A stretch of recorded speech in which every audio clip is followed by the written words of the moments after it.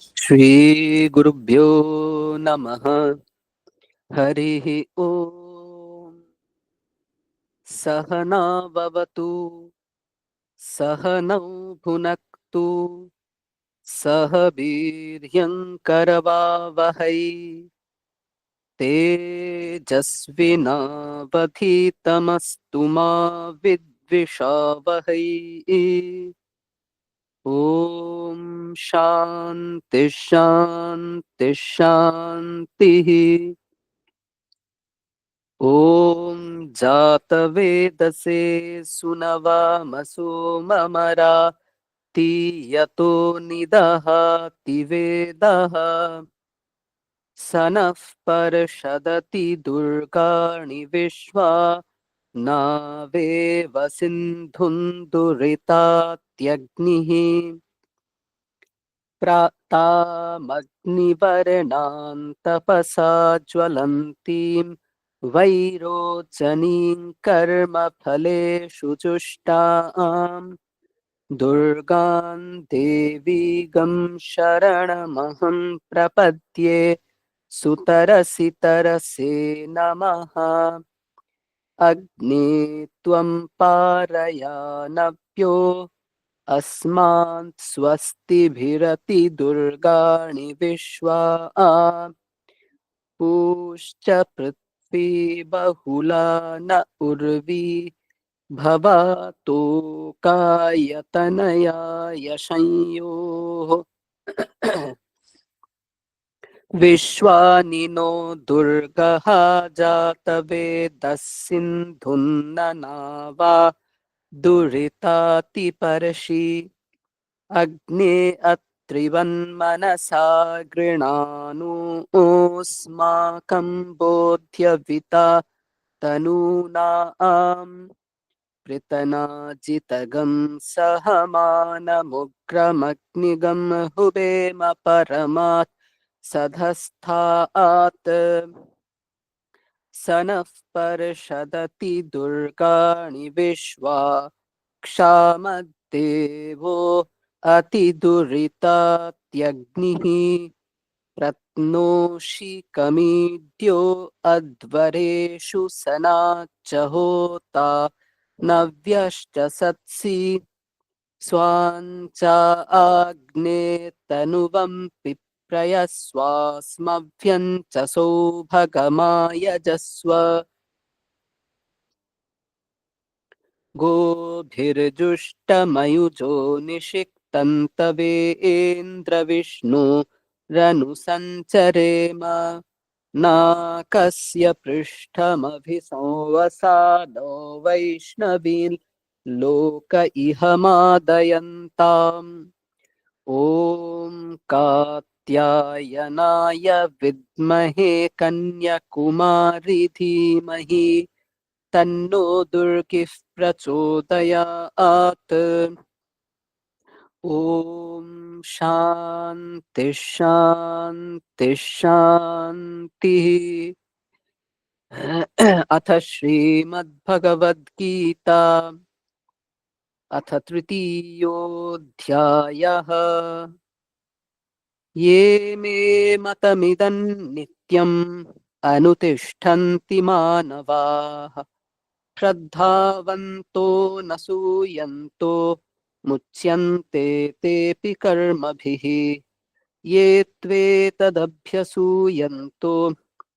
नानुतिष्ठन्ति मे मतम् सर्वज्ञानविमूढांस्तान् विद्धि नष्टान चेतसः सदृशं चेष्टते स्वस्याः प्रकृतेर्ज्ञानवानपि प्रकृतिं यान्ति भूतानि निग्रहः किं करिष्यति इन्द्रियस्येन्द्रियस्यार्थे रागद्वेषौ व्यवस्थितौ तयोर्नवशमागच्छेत् तौ ह्यस्य परिपन्थिनौ श्रेयान् स्वधर्मो विगुणः परधर्मात् स्वनुष्ठितात् स्वधर्मे निधनं श्रेयः परधर्मो भयावहः।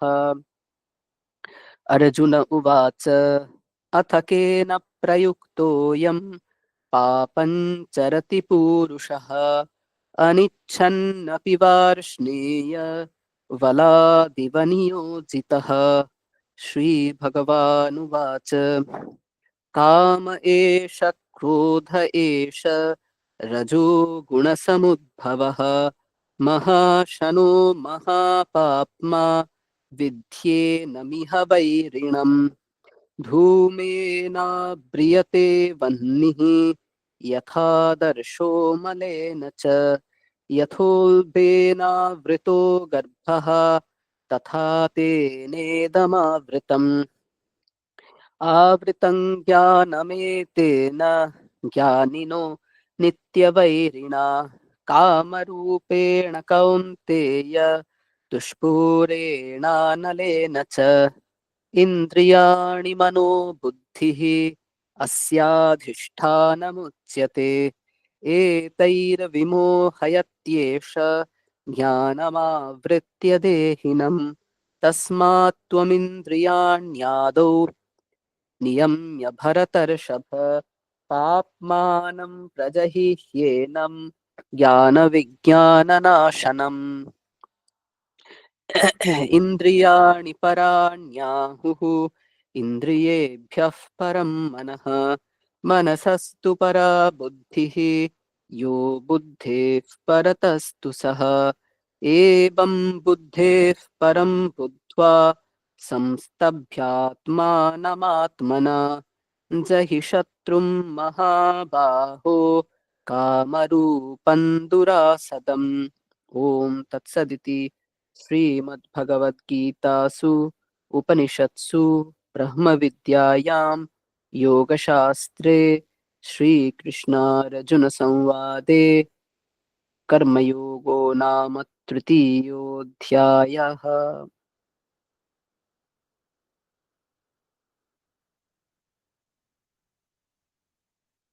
পড়ছি আমরা আজকের মনন তৃতীয় অধ্যায়ের চতুর্থ শ্লোক।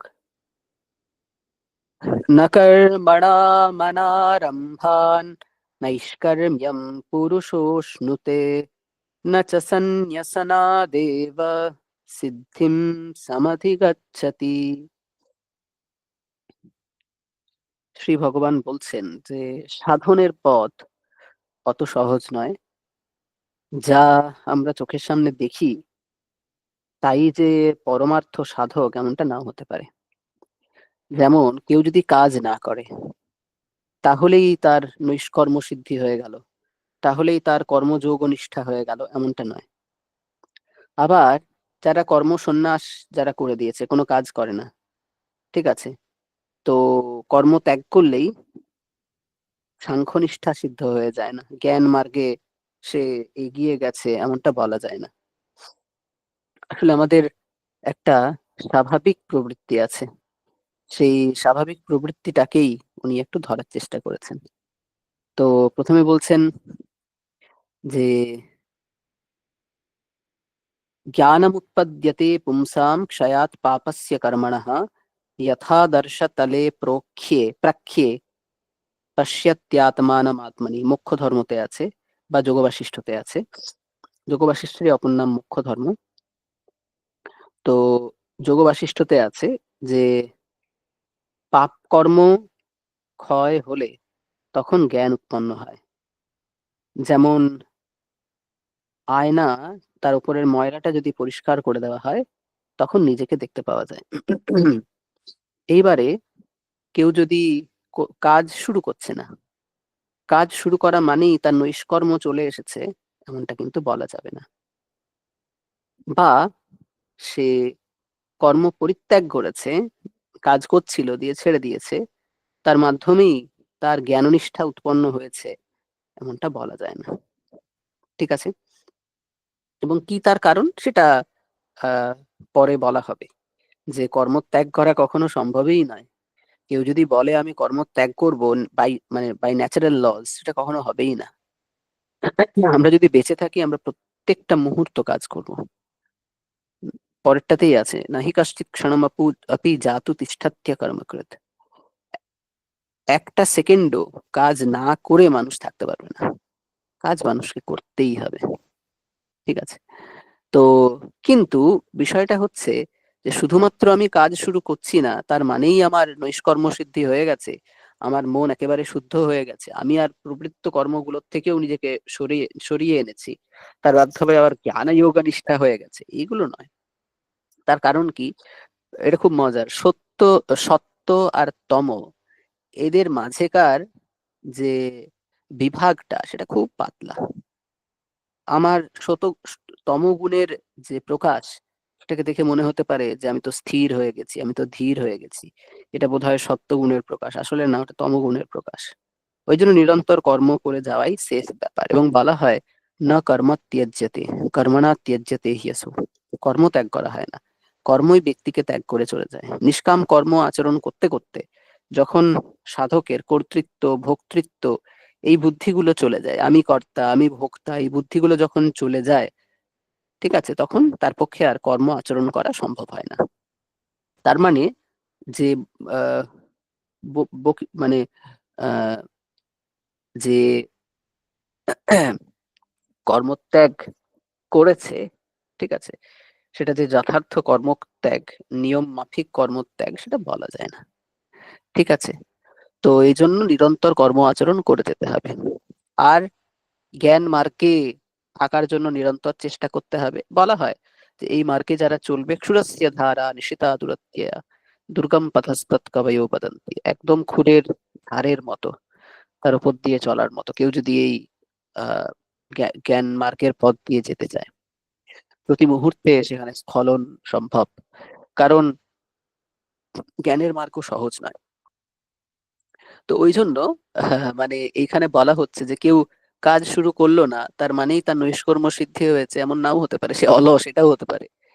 আর কেউ কর্ম শুরু করে তাকে পরিত্যাগ করেছে তার মানেই তার সাংখ্যনিষ্ঠা, অর্থাৎ তার জ্ঞান তত্ত্বে তার প্রবল প্রকাশ, জ্ঞান তত্ত্বের গভীর প্রকাশ তার হয়েছে, বা জ্ঞান তত্ত্বে সে রয়ে গেছে, জ্ঞান তত্ত্ব নিষ্ঠা তার হয়েছে, এমন বলা যায় না। ওটাও অলসতার কারণেই হতে পারে, ঠিক আছে? সুতরাং আমাদের নিরন্তর কর্ম করে যেতে হবে। আর এই যে জ্ঞান তত্ত্ব, তার মনন করে যেতে হবে, ঠিক আছে? তাহলে কি হবে? এই নিরন্তর মননের মাধ্যমে আমাদের প্রবৃত্তি পরিবর্তন হবে। আমরা কর্মফলের আশঙ্কা ছাড়াই কর্ম আচরণ করতে পারবো, তাতেই নৈষ্কর্ম সিদ্ধি হবে, এবং আমরা সে পরম তত্ত্ব লাভ করতে পারবো, ঠিক আছে? বেশ, এরপরে আপনারা প্রাত্যহিক ধ্যান, জপ, শরীরচর্চা ইত্যাদির মাধ্যমে আজকের সুন্দর দিন শুরু করুন। সকলকে সুপ্রভাত।